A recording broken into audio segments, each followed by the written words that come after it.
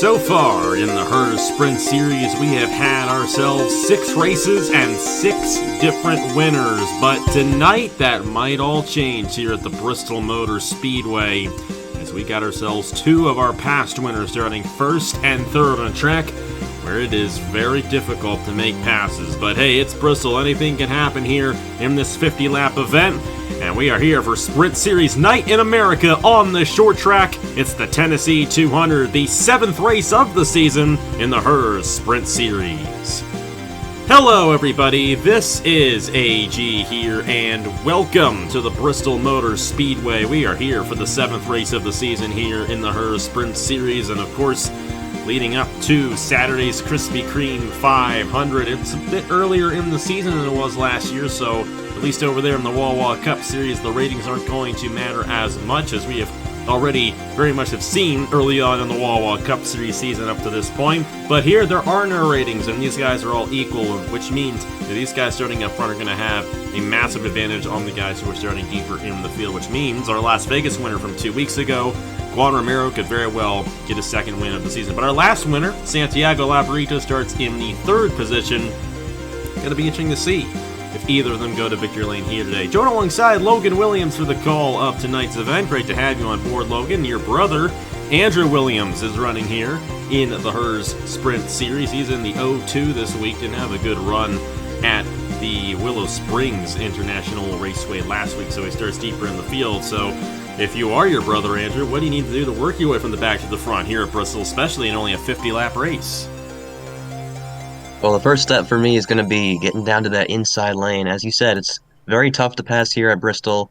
The straights are so short, the corners come up on you so fast that it's hard to make any significant moves. So you got to get down to that inside and basically let it try and take it up to the front like a conveyor belt. We'll have to see if that inside lane ends up working out pretty well. Did some I&I changes, so it's a slightly different track than what we had last year. But then again, we also have a different car than we had in the Sprint Series last year, so the GNS physics here at Bristol run very much different than they do in the Cup Series. So we will probably see a completely different style of race here today than we will on Saturday. Here's how they line up in the championship standings. Coming into this event, Alexander Rowe, who has just been on a tear on the channel lately, 25 points on the field. Not quite a full race win worth of points. Of course, a full race win is 27, and I think you get 28 for leading the most laps. But you know what? He's got a lot of advantages right now, only 6 races into the season. He starts in the 8th position driving the 53, which is the car I know your brother's always been trying to get here in the Sprint Series. But regardless of the fact, Alexander Rowe's got a good jump on the field. Herr Alonso is 2nd in the points, 25 points behind. And then you got Skylar Taylor, 31 behind. Chris Reynolds, 32 behind.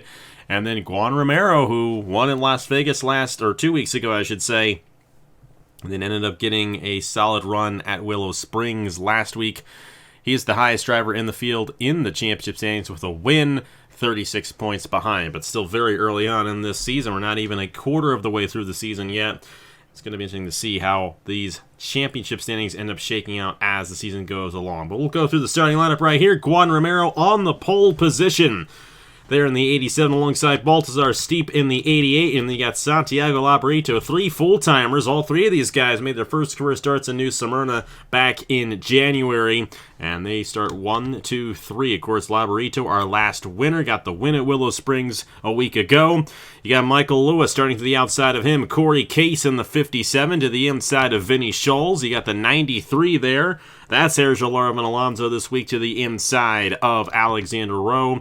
Chris Reynolds in the 52 alongside Eric Monaco in the 99. Nathan Faden in the 1 to the inside of Skylar Taylor in the 55. And then you got the 90 machine there, driven by Joe Rutkowski as always, to the inside of Brandon Nelson. Christian Master, Dylan Matthews there. You got Anthony McClure. Rest in peace, Eric McClure, by the way. To the inside there of the 02 of Andrew Williams. 64 machine of Aaron Abel to the inside of Leonard Kochmer. I pronounced the name correctly. Thank you for catching me on that one. Joey Brown back in the number 80 to the inside of the 13 of Josh Harmon, and then the 69, Felicity Mendoza back behind, or should I say, Duncan Ward. First career start for Duncan Ward, and then Felicity Mendoza in the 96. reverse numbers right there. I should be able to get that one straight, though. Let's go ahead and get these guys to roll off here from the Bristol Motor Speedway. And Logan, I'm going to ask you real quick, who do you think's going to get the race victory here in this Tennessee 200 at Bristol? Well, considering she's starting in the top 10 on that inside lane, I'm going to take the 93 of Herr Alonso. Definitely a very interesting pick right there, but you know what? I know Herr wants to win this championship. He's been really strong this season. Didn't quite have the best of runs after starting on the pole last week at Willow Springs, but you know what? He's in it for this title, and he is one of the most experienced drivers in the field, but Juan Romero's had a great season, and he leads us to the green flag. Here we go. Green flag in the air in the Tennessee 200 at Bristol. Oh boy, and already a very tight start to this race. How about Michael Lewis jumping to the inside there and Baltazar Steep for third? As you can see, Lewis putting that inside lane to work, but Steve's getting a bit of a run. Christian Master! And we've got a wreck in the back of the field here. Dylan Matthews in the outside wall there. And it looks like Andrew Williams, Aaron Abel also got caught up as well. And Christian Master got sent around there off the exit of turn number 4. Juan Romero's going to win the race back to the line right there, but not at all the way these guys wanted to start this race off. Not at all, and that was the elusive Sprint Series wreck. I don't think we've had one since Daytona. You might be right. I mean, they really knocked themselves out at Daytona. So I guess it's a good thing we haven't had. We don't get too many wrecks in the series due to the short races that we have, but pretty much right on the first lap right there, even though we do officially have 2 laps under the books here under green. Tough break for those guys. Christian Master, Dylan Matthews, and Anthony McClure is the one that kind of shot up there.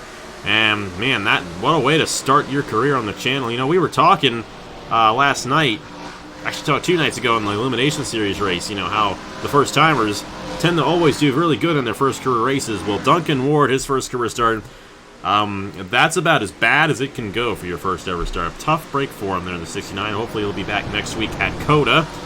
But looks like he might be done here today at Bristol. All right, let's go ahead and see what happened to bring up the first caution of the day here at the Bristol Motor Speedway, and then we'll get back to racing here in the Tennessee 200 Sprint Series night in America from the world's fastest half mile.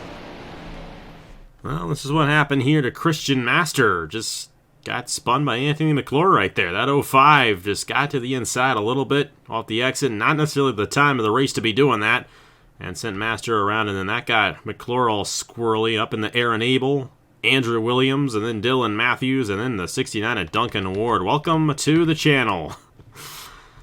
First lap, essentially, for Duncan Ward on the channel, and that's what happens. And Kochmer in the 4 also getting caught up. The 13 of Josh Harmon in the outside wall as well.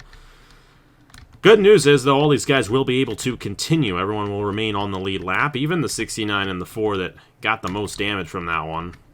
But, hey, that's just the name of the game sometimes, and it's Bristol, baby. That's just the way it goes. Not a lot of room for these guys to move around here, but you know what? We love it. I'm sure those guys didn't love it in that moment, but this is the way it goes, and they'll all still have a shot, though, at this race victory. And Christian Master actually got back on the racetrack just fine. So, worked out for him. Let's go ahead and replay in real time, then get back to racing here in the Tennessee 200. All right, with the field all stacked up here, Christian Master slipped a little bit wide, just enough room for Anthony McClure to get under him, and McClure wrecks him and goes right back up in front of the pack. You see Duncan Ward, Aaron Abel, Andrew Williams all in that mess. Dylan Matthews as well, but some damage on these guys. They're going to have to take the hoods off of a couple of cars, but everyone should keep going here, maybe off the pace, but we'll have to see. It's going to be interesting to see how this race ends up shaking out now that we're going to have a restart and they run into lap traffic. We'll see how it all ends up going in. Let's get back to racing here in the Tennessee 200 at Bristol. All right, lights out on the pace car here at the Bristol Motor Speedway. Of course, since this is a short track, we do not run the 2-lap caution due to the fact that it's not enough time for these guys to catch the pace car and get back going again. So with that in mind, we got 4 laps and we'll restart here on lap number, actually 5 laps, excuse me, and then we'll restart here on lap number 8. It's Juan Romero, Santiago Labarito, Michael Lewis, Baltazar Steep, and Corey Case, the top 5. 3 of those guys have won already this season. We'll see if one of them gets it done here. And the good news, everyone actually still on the lead lap. Duncan Ward able to get back out on the racetrack and repair at least some of the damage, as you can see, but no hood on that 69. Here we go for the race lead. Santiago Labrito going to go back-to-back here in the Herr Sprint Series, but Juan Romero trying to get another one. Baltazar going to get out of line right there, and Corey Case up to the 4th position. And don't look too far behind him, because there's Alexander Rowe in that 53. Ooh. How about Michael Lewis for 2nd? Saw the 88 getting the wall back there, but he lost a few spots. And Michael Lewis moving up to 2nd. He almost won the Daytona 500 when he made that race. That would have been a great first career win, but it's always fun to get it at Bristol here if he can chase Romero down. But it looks like the 87 is starting to pull away a little bit. Just a little bit, but I do feel like, hey, you know what? How about these guys? How about Duncan Ward and Leonard Kochmer, my apologies. It's going to take me a second. I'll get used to it eventually.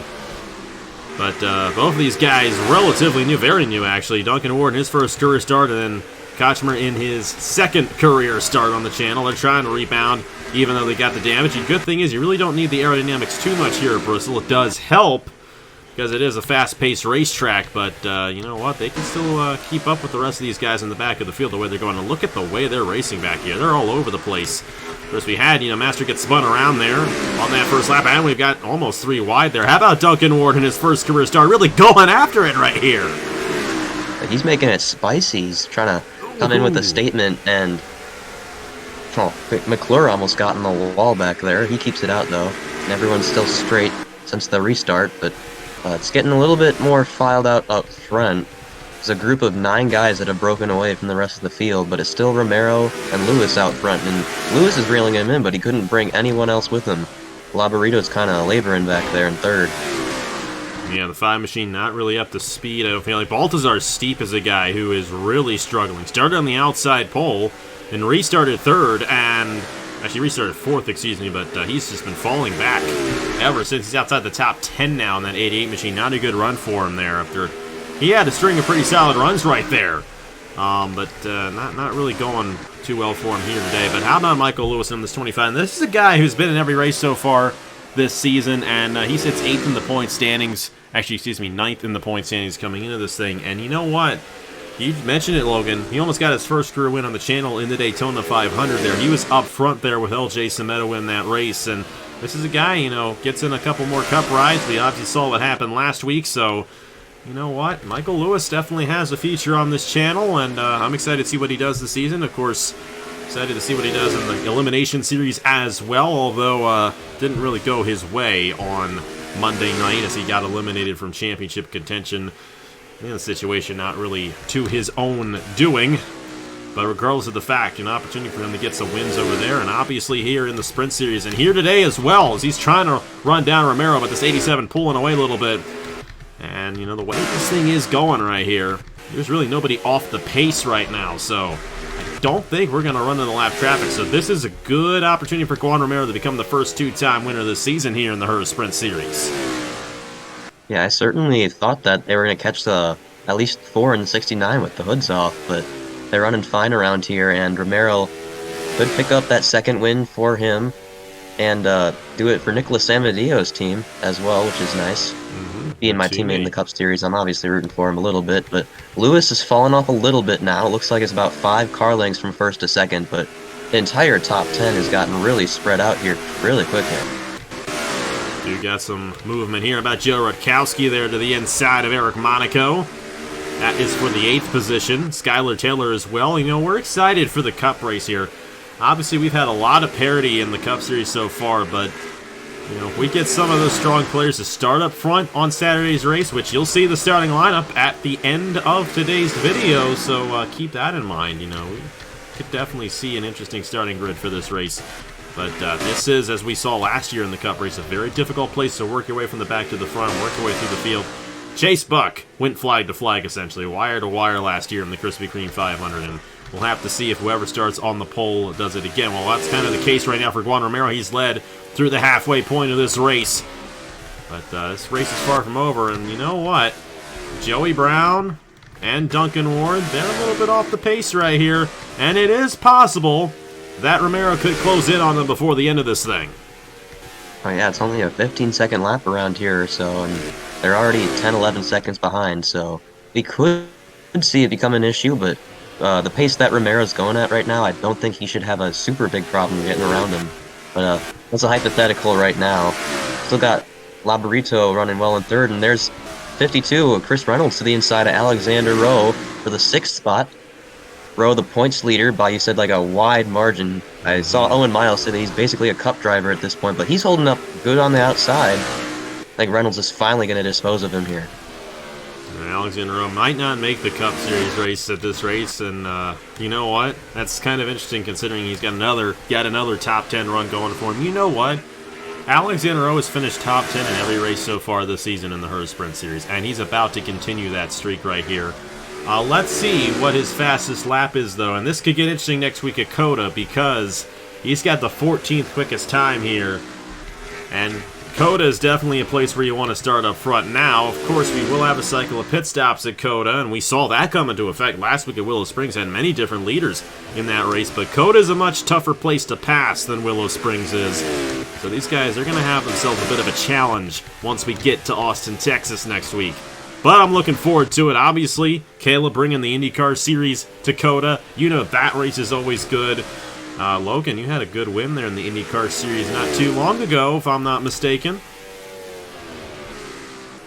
Yeah, that was quite exciting. I'm sure Caleb doesn't want to remember the COTA race from last year, but no, he can't the do IndyCar anything Series about it is died anymore. here. So Joey Brown and Duncan Orr, the guys we're kind of watching here, and now that they're all pretty much single file, they're all essentially running similar lap times at this point. And, Dylan Matthews, she's a little off the pace right there. She's way up there on that outside. She's got to be careful here. Anthony McClure to the inside of her there. Our Atlanta winner. He's kind of struggled since that Atlanta win, but still very early on in the season. Aaron Abel trying to rebound from getting caught up in that accident as well. You know, we could still end up with an accident. You never know when a tire or mechanical issue could occur. And you know what? Michael Lewis can still pull this off the old-fashioned way. And that's tough to do so here at Bristol, and you can't do things like that, get into the outside groove and lose the momentum. But you know what? That 25 definitely has the speed to close in on this 87 and have a shot, have a crack at it. And even though it's very hard to do so here, we could possibly see it happen here. We've seen it happen in these GNS cars before. These guys short track race very well, especially at other short tracks, and we may still get a battle here. Michael Lewis is still right there, closing in on Juan Romero right here. How about this for the 25? He's riding a little bit of a rail here, but he might need to pull the Dale Earnhardt here and rattle Romero's cage to get him out of the way because the 87 is not moving over quickly. We'll have to see if he can actually close in and get an opportunity. Once you get to the back bumper, you really lose the grip on the car. That was the closest Michael Lewis has been all race long, and every time he's done that, he's gotten a little loose into the corner and gotten outside the groove. Good run for Corey Case. I haven't talked about Corey Case too much in this one. And the good news for this top four, at least, with that 50 machine being Vinny Scholes, development driver to Brendan Wilmington, even if Vinny gets around Corey Case, Corey's still in that position to run on Saturday in the Krispy Kreme 500. So it's good news for him. And so it's looking like Juan Romero, 25 on Michael Lewis, Santiago Labrito, and then Corey Case looking to run on Saturday in the Wawa Cup Series race. And everybody's still in line right here. Now on Saturday, we're going to have an interesting little cycle because it's a 100-lap fuel run. We will have the mid-race break like we did last year. However, if we do get a caution within that range where they can make it, we will not have that mid-race break. So it's going to be interesting. They will have to come down and pit at some point in that race, more than likely during the midway point, but we could see a little strategy play out because of that wide fuel window, but not quite wide enough to make it to the end. So I know you're thinking about how that's going to play out. You guys have had a lot of pit road issues as of late at Appalachian Motorsports this year. Michael Lewis trying to do all he can. He might have used up all his stuff right there. He really fell back. And Corey Case is all over the back bumper of Labrito, but there's nothing going for him here. And this is what the rating's going to do on Saturday. Allow these guys to maybe pull away, get some runs, and actually be able to pass each other. All these guys essentially on equal footing here today. It's difficult to get anything to go anybody's way here at Bristol. And I feel like with these guys, it's just the tires wearing away so quickly because they're struggling to generate any momentum here. Lewis is starting to come back a little bit, but then before you know it, he'll just a couple more tenths again. Although he's coming right up here, he might have a shot. And that 87 really checked up there, and Michael Lewis may have an opportunity. He's got to run low into the corner here to have any shot, and he's going to stay right behind that 87. Will he be able to slingshot it?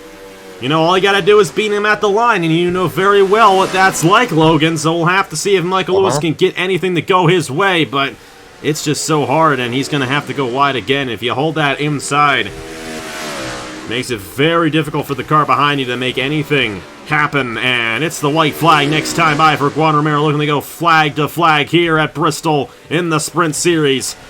And Michael Lewis going to give it one more shot here. That 87 a little wide, but that 25 is a little too far behind. And Juan Romero looking to get a second career win on the channel, his second win of the season. He's the first driver to go 2 wins here in the Herr Sprint Series. Yeah, at the end of the day, the 87 was just kind of painting the asphalt in the bottom of the track there, and Michael Lewis just had no way to get around him because it's so hard to do anything on that outside lane. So well done, flag-to-flag effort for Juan Romero from the pole here today. That was a solid run for Juan Romero, and he earned that last week at Willow Springs. And we kind of knew that'd be the case here. This is probably the most difficult place to make a pass on the entire circuit. And Juan Romero used that to his advantage here today. Let's take a look at the fastest lap. Who's got the pole? Skylar Taylor's got the pole for Circuit of the Americas, and then Joey Brown with the second fastest time. Then Michael Lewis. So Michael Lewis, even though didn't get the win, he's going to have an opportunity next week as well. And then you got the 87 there of Juan Romero in fourth. Actually, Romero is going to be third at COTA because he's got the advantage on points. And then Felicity Mendoza, if she returns next week, she'll end up starting in the 5th position. Of course, Joey Brown also has to sign up next week as well. So does Michael Lewis, but Michael's been in every race so far this season, and we expect him back. Take a look at the rest of those fastest lap runnings right there for you. And we'll see where Alexander Rowe ends up finishing next week, because he got himself yet another top 10, as you see right here. But that 53 did not have one of the faster times. And yeah, you know what? 7th. We'll have to see. Alexander was going to have a good opportunity. Take a look at the rest of the fast lap right there. I confused you guys by switching all around right there. That was my mistake. But that was a race. And we had a wreck there at the beginning. We kind of anticipated that being the case here tonight for this one. But with that in mind, you're going to be in the Cup race on Saturday, Logan. I know you want to win the pole, but if you do win the pole, and you'll see the starting positions right there. We don't know it quite yet, but, you know, hopefully, you know, for your case, you get the pole. But if you don't, what are you going to do to possibly get the win on Saturday? Hopefully there's no silly pit road activities, but if I'm going to take you want to take the example that Romero set tonight by staying on that bottom lane and being a giant block, an immovable object, if you will. Michael Lewis had runs the entire second half of that race, but just found no way around him, so I think that's going to be similar to the strategy you need to succeed in that Cup race on Saturday. We'll have to see how it all ends up shaking out. Saturday at noon Eastern Time, right here on AG the channel, the Krispy Kreme 500. It's going to be a lot of fun. I have a feeling that we're not going to have a driver go flag to flag this year. I feel like we're going to end up with a pretty solid race. But regardless of the fact, hope you enjoyed this one here. Sign us for Circuit of the Americas coming up in just a couple of minutes. And Juan Romero starting to close in on Alexander Rowe just a little bit maybe. But Alexander Rowe is still going to have the points lead by a wide margin going in the Circuit of the Americas next week. It's going to be a very interesting race there on the 3.4-mile long road course in Austin, Texas. Well, thank you so much, Logan, for joining me here tonight. Congratulations to Juan Romero on his second win of the season, his second owner win for Nicholas Samadillo as well. And we'll have to see how it all goes down next week at Circuit of the Americas. We also got ourselves, we don't have anything else this week except Bristol, but I know next week we've got ourselves IndyCar coming from COTA. That'll be fun. But hey, the big race this weekend is at Bristol, Saturday at noon Eastern Time. Thank you so much for watching once again. Here are the points for the Sprint Series after 7 races, and on behalf of Logan Williams, I will see you guys later.